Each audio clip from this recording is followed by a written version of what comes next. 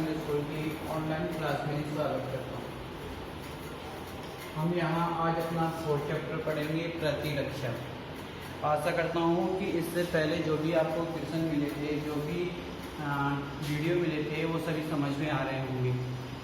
यदि किसी को कोई भी प्रॉब्लम हो तो वो डायरेक्ट संपर्क कर सकता है व्हाट्सएप नंबर पे भी, या फिर कमेंट में लिख कर बता सकता है। यदि किसी को तीसरे चैप्टर में और कोई प्रॉब्लम हो तो उसके लिए अलग क्लास ले लेंगे। यदि फर्स्ट चैप्टर में भी कोई प्रॉब्लम हो तो उसके लिए भी अपन एक अलग क्लास ले लेंगे। ठीक है, जिसको भी जो भी टॉपिक समझ में नहीं आया है, जो भी प्रॉब्लम है, वो मैसेज करके बता दे। जितनी भी है एक प्रॉब्लम, दोनों चैप्टरों की एक प्रॉब्लम एक ही वीडियो में सॉल्व कर लेंगे, फर्स्ट चैप्टर की और थर्ड चैप्टर की। यहाँ अब बात करने जा रहे हैं प्रतिरक्षा।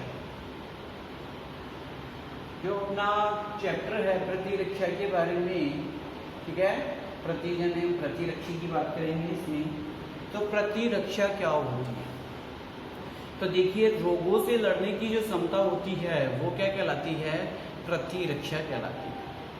कि बहुत से लोग ऐसे होते हैं जो थोड़े से मौसम परिवर्तन होने से ही बीमार हो जाते हैं, और बहुत से लोग ऐसे होते हैं जिनको चाहे कितना ही मौसम परिवर्तन हो जाए कोई फर्क ही नहीं पड़ता। तो जिनको कोई फर्क नहीं पड़ता है उनकी प्रतिरक्षा बहुत ज़्यादा होती है, बहुत मजबूत होती है, और जिनकी थोड़ा सा भी फर्क पड़ने से या थोड़ा सा भी परिवर्तन होने से फर्क पड़ जाता है उनकी प्रतिरक्षा बहुत कम होती है। तो यहाँ अपन जो बात कर रहे हैं, तो प्रतिरक्षा की बात कर रहे हैं, रोगों से लड़ने की क्षमता को अपन क्या कहते हैं? प्रतिरक्षा कहते हैं।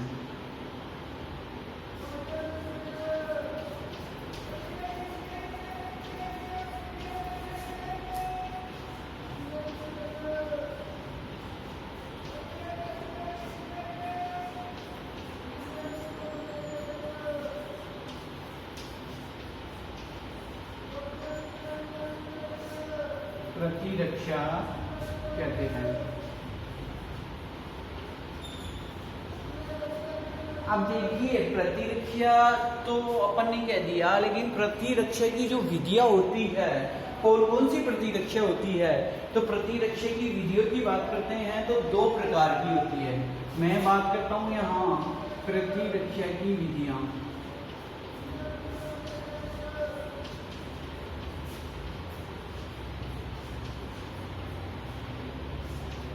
देखो, 2 प्रकार की प्रतिरक्षा होगी अपने पास।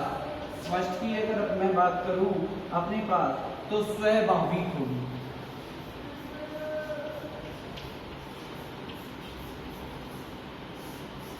और दूसरी जो प्रतिरक्षा होती है वो कौन सी होती है? उपार्जित प्रतिरक्षा होती है। अब मैं आपको इनके दूसरा नाम जो बताऊंगा, उस नाम से ही आपको पता चल जाएगा कि ये क्या होती है और ये क्या होती है। देखिए, स्वाभाविक प्रतिरक्षा को अपन प्राकृतिक प्रतिरक्षा भी कहते हैं, और उपार्जित प्रतिरक्षा की अगर अपन बात करें तो इसे कृत्रिम प्रतिरक्षा भी कहते हैं। अब देखिए, मैं यदि यहाँ फर्स्ट अपनी स्वाभाविक की बात करूं तो स्वाभाविक प्रतिरक्षा क्या है? तो देखिए, पहली पॉइंट तो आपको ये लिखना है कि इसे प्राकृतिक प्रतिरक्षा के नाम से भी जाना जाता है। जब अब माँ के शरीर में बच्चे का निर्माण होना स्टार्ट होता है, तब से लगाकर, जैसे कोशिकाएं बनेगी फर्स्ट मंथ से, तो अपन बात करते हैं कि तब से ही इस प्रतिरक्षा ने क्या ले लिया? जन्म ले लिया। जब कोशिका का निर्माण होना स्टार्ट हो जाता है, तब से ही ये प्रतिरक्षा बनना स्टार्ट हो जाती है। तो इस प्रतिरक्षा को अपन कह सकते हैं कि ये प्रतिरक्षा जन्मजात होती है। ठीक है, तो यदि आपको स्वाभाविक प्रतिरक्षा की परिभाषा पूछी जाए कि स्वाभाविक प्रतिरक्षा क्या है, तो आपको लिखना है यह प्रतिरक्षा जन्मजात होती है। और प्राकृतिक प्रतिरक्षा के नाम से भी जानी जाती है। इतना लिखना है। अब इस प्रतिरक्षा में क्या है आपको कि बहुत सारे अनेक कारक दिए गए हैं, कारक या उदाहरण दिए गए हैं। कारक की बात करता हूं मैं यहाँ पे अपने पास, और इसमें भी जो पहला अपन बात करते हैं भौतिक कारक।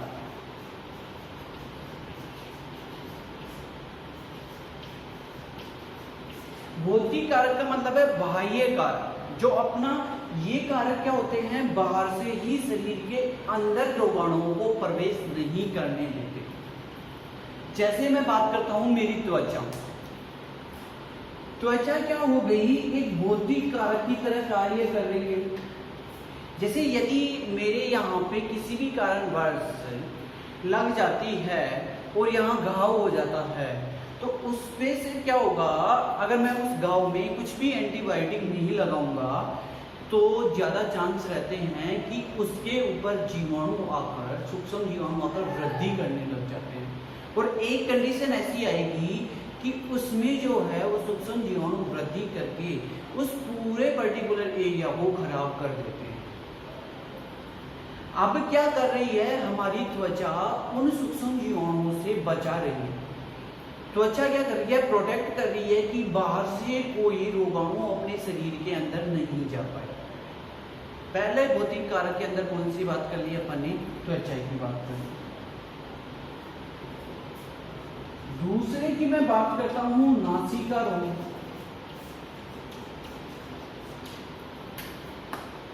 जैसे हम श्वसन तंत्र पढ़ेंगे तो श्वसन तंत्र के अंदर मैं आपको बताऊंगा कि क्या जब अपन श्वसन की क्रिया करते हैं तो ये नासिका द्वार होते हैं, और ये जो चौड़ा वाला पार्ट होता है यहाँ पे, इसको अपन नासिका गुहा कहते हैं। इस नासिका गुहा में छोटे छोटे बाल उपस्थित रहते हैं जिन्हें रोम कहते हैं। ये रोम क्या करते हैं, वायु को छानने का कार्य करते हैं। जैसे मैं किसी धूल भरे एरिया में गया जहां मिट्टी मिट्टी थी या अंधकार आंधी वगैरह जो भी आ रहा है, वो क्या हो रहा है कि उसके साथ मिट्टी उड़ रही है, और उस मिट्टी के साथ मैं, ये तो होगा नहीं कि जैसे जब तक आंधी चलती रहेगी तब तक मैं मेरी श्वसन को रोक के रखूंगा, ऐसा तो पॉसिबल नहीं है। अब जैसे ही क्या होगा कि मैं वायु को अंदर लूंगा तो उसमें जो भी सूक्ष्म जीवाणु, जो भी पदार्थ होंगे, वो मेरे इन रोगों में अटक जाएंगे। तो वो क्या कर रहे हैं, सूक्ष्म जीवाणुओं को और उन हानिकारक पदार्थों को रोकने का कार्य कर रहे हैं। अब उनको रोकने का कार्य कर रहे हैं तो वो भी क्या कर रहे हैं, सूक्ष्म जीवाणुओं से अपन को सुरक्षा प्रदान कर रहे हैं। तो वो भी अपना क्या हो गया, एक भौतिक कारक हो गया।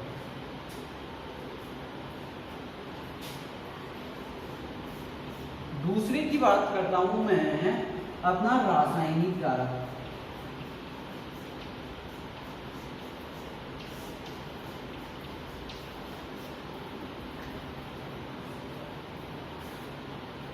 देखिए, मैंने आपको जब सेकंड चैप्टर पढ़ाया था तब उसमें मैंने HCl के कार्य बताए होंगे।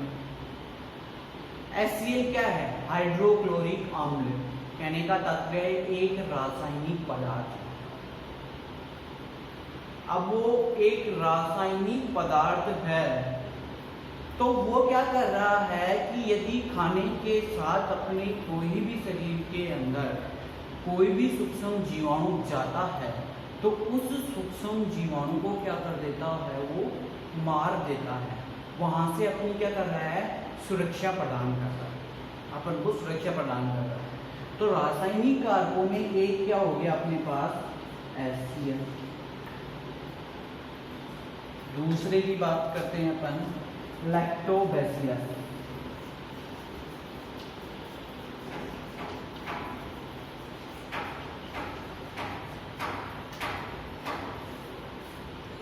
देखिए, अपन मूत्र मार्ग की बात करते हैं तो क्या होता है कि जो फीमेल होती है उनके मूत्र मार्ग की जो लंबाई होती है वो कम होती है।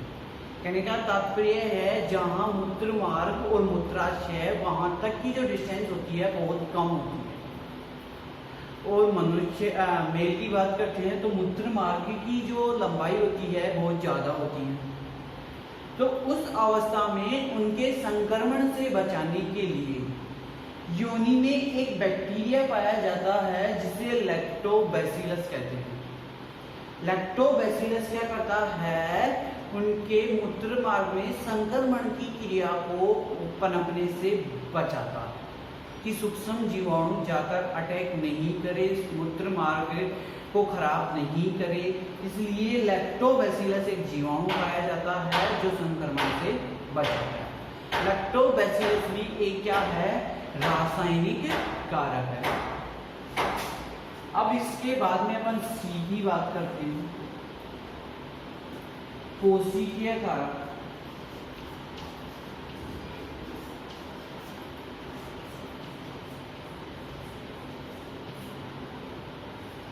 तो देखिए यदि मैं कोशिकीय कारकों की बात करूं, मतलब कोशिकाएं किस प्रकार अपने शरीर को बचाती है संक्रमण से या प्रतिरक्षा मजबूत करने में किस प्रकार मदद करती है। तो यदि आपने कहीं पे भी पढ़ा हो या मैंने आपको 9th में पढ़ा रखा है, यदि आपको याद हो तो मैंने आपको बताया था कि जो WBC होती है, श्वेत रक्त कणिकाएं, वो क्या करती है, उन कोशिकाओं को अपने शरीर की सैनिक कोशिकाएं भी कहा जाता है। वो अपने शरीर के प्रतिरक्षा तंत्र को मजबूत करती है। तो यहाँ मैं कुछ कोशिकाओं की WBC कोशिकाओं के प्रकारों की बात करता हूँ, वो अपने सेकंड चैप्टर में और भी डिटेल से पढ़ेंगे इसको बारे में। न्यूट्रोफिल, मोनोसाइट,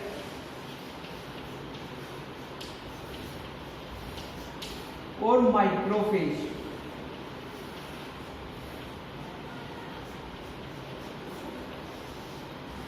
ये ऐसी कोशिकाएं होती है, ये जैसे न्यूट्रोफिल सबसे ज़्यादा मात्रा में पाई जाती है, ये न्यूट्रोफिल ही मस्तिष्क में जाकर माइक्रोफेज में कन्वर्ट हो जाती है, ये मोनोसाइट है।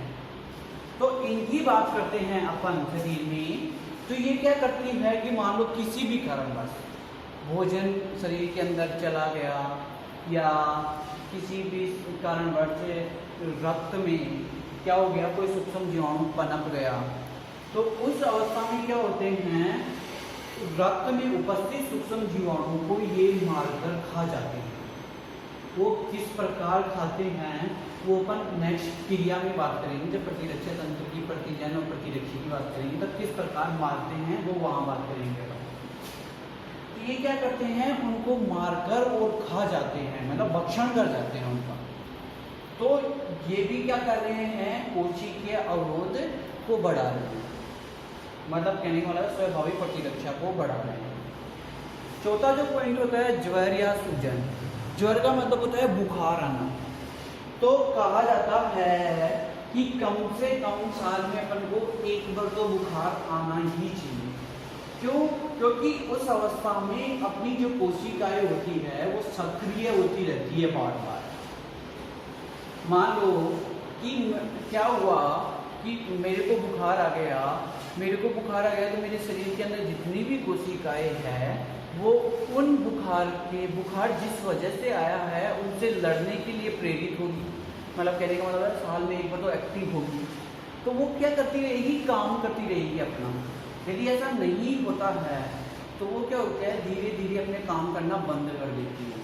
और यदि धीरे धीरे अपना काम करना बंद कर देगी तो उस अवस्था में क्या होगा कि एक कंडीशन ऐसी आएगी कि अपना प्रतिरक्षा जो तंत्र है वो कमजोर होने लगेगा। ये तो अपनी हो गई स्वाभाविक प्रतिरक्षा की बात।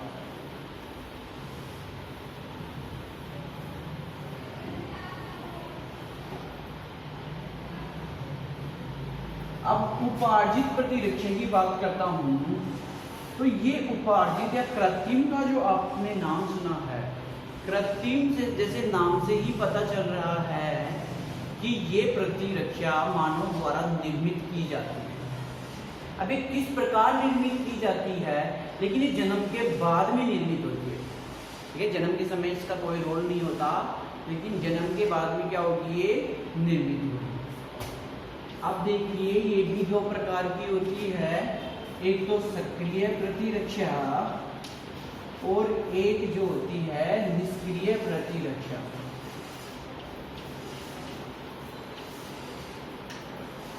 सक्रिय प्रतिरक्षा की बात करते हैं, जब कोई रोगाणु अपने शरीर के अंदर प्रवेश करता है तो प्रवेश करने के बाद में अपनी कोशिकाएं क्या करती है, उस रोगाणु के विरुद्ध प्रतिरक्षी का निर्माण करती है। प्रतिरक्षी क्या होती है, जिसे अपन एंटीबायोटिक कहते हैं, प्रतिरक्षी एंटीबॉडी कहते हैं प्रतिरक्षी को, ठीक है। तो क्या हुआ कि मान लो कि मेरे शरीर में राइनो वायरस, जिसके कारण क्या होती है, जुकाम होती है, वो अगर मेरे शरीर के अंदर प्रवेश कर जाता है, प्रवेश कर गया, उसके बाद में क्या होगा, मेरी कोशिकाएं उसके विरुद्ध प्रतिरक्षी बनाना स्टार्ट कर, शरीर अपने आप ही बनाना स्टार्ट कर देगा। मेरे को ना तो कहने की जरूरत है, ना और किसी चीज की जरूरत है। तो वो प्रतिरक्षा कौन सी होगी, सक्रिय प्रतिरक्षा, जिस प्रतिरक्षा में शरीर अपने अंदर की प्रतिरक्षियों का निर्माण करता है। अब अपने अंदर ही क्या कर लेगा, प्रतिरक्षी का निर्माण कर लेगा। अब और वो जो वायरस पहुंचा है मेरे शरीर में, उसको क्या कर देगा, वही खत्म कर देगा। तो कब हुई ये प्रतिरक्षा जन्म, जब कोई रोगाणु मेरे शरीर के अंदर आया है, मतलब बाद में, जन्म के बाद में तो उत्पन्न हुई है। तो इस प्रकार की प्रतिरक्षा क्या होगी, सक्रिय प्रतिरक्षा। निष्क्रिय प्रतिरक्षा की बात करता हूं तो अब बाहर बनी बनाई प्रतिरक्षा होगी, उसको अपन शरीर के अंदर प्रवेश करवाएंगे।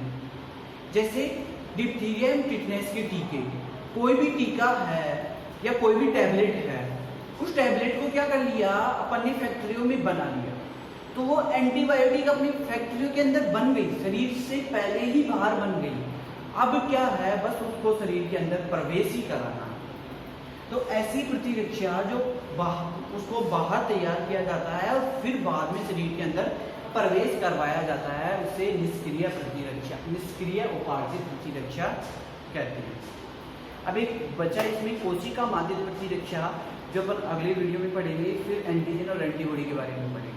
आज के लिए इतना ही है, क्योंकि तबीयत खराब हो रही है, थोड़ा है ना, ऐसा महसूस सा हो रहा है, इसलिए अपन कल पढ़ेंगे। धन्यवाद।